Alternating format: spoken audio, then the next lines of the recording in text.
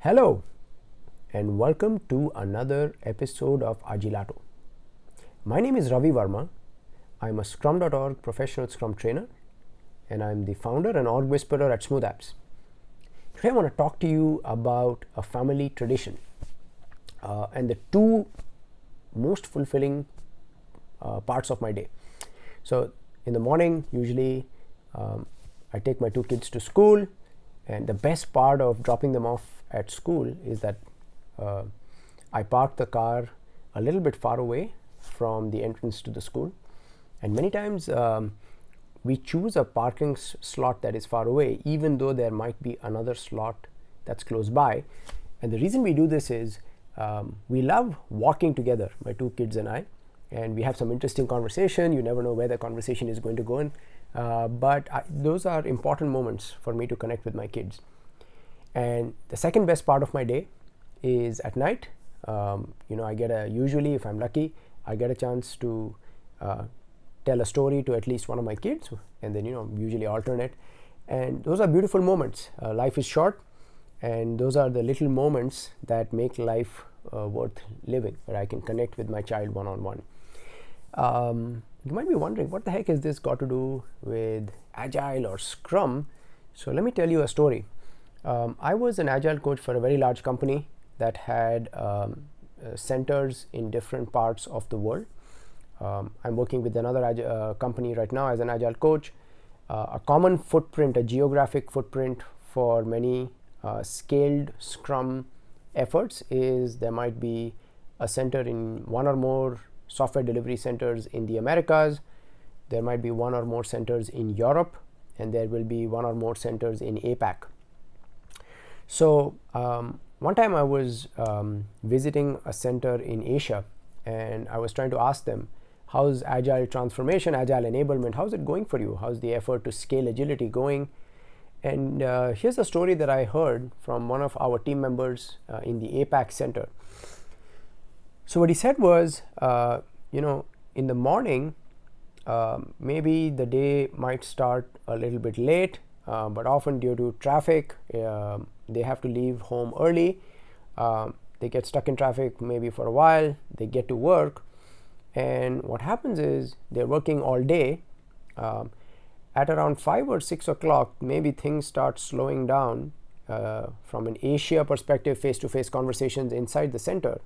But that's when America starts waking up, or maybe Europe has its peak productivity.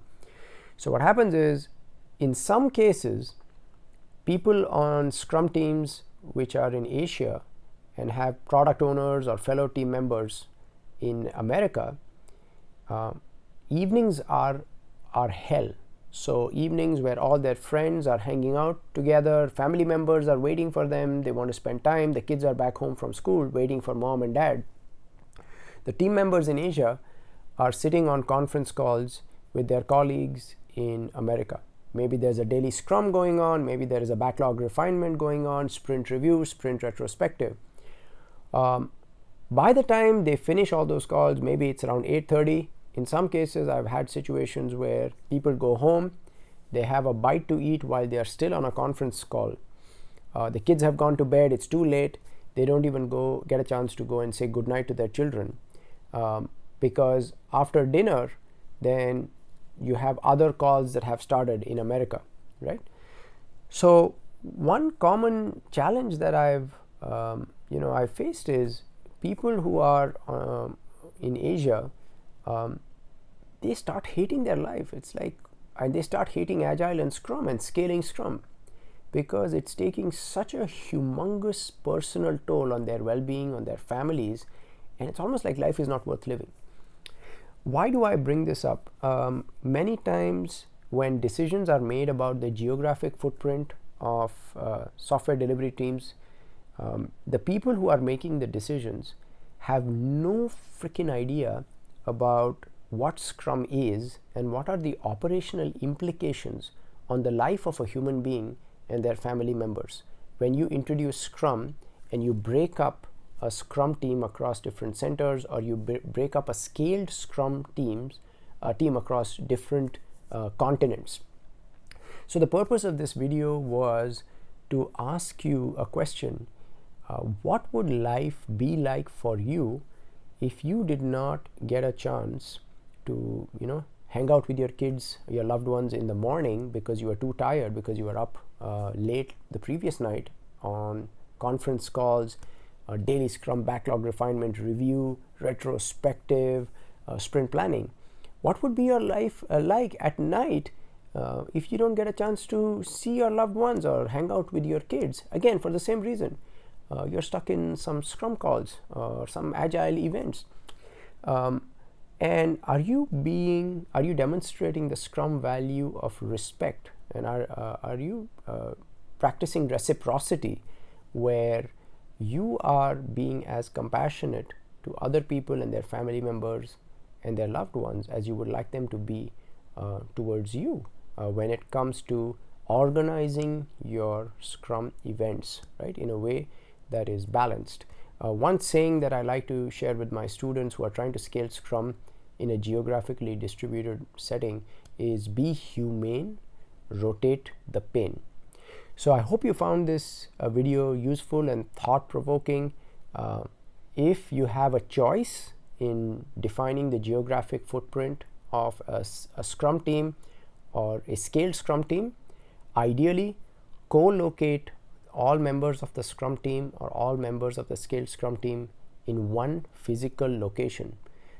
If you don't, on paper it may seem like you are saving money, because the hourly rate of a developer in Asia might be less than maybe Europe, which might be less than America.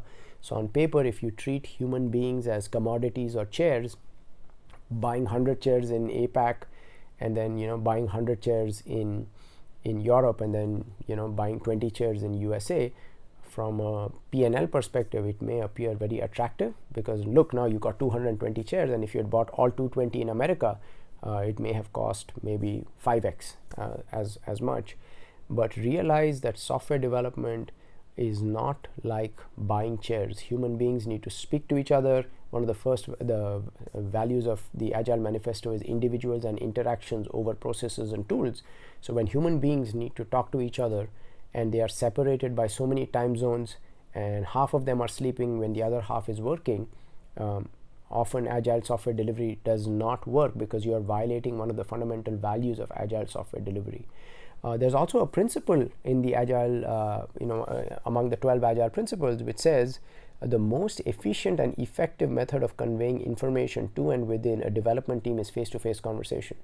So if you're trying to Slack with people, sending email, there is so much loss of company time, company money. There is throwaway work, rework, and there's a stupid notion of follow the sun, where India is working while Europe and America is sleeping, and then when India goes to sleep, someone does a double quotes handoff from India to Europe, and then when Europe goes to sleep, someone does a handoff from Europe to America, and then someone from America will do a handoff to India, and on paper it's almost like 24/7 somebody is working.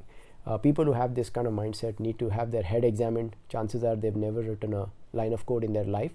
The purpose of this video is to make you question some of the prevailing mental models that cause us to create a lot of destruction of human potential, money, goodwill in the name of scaling Scrum and scaling agility.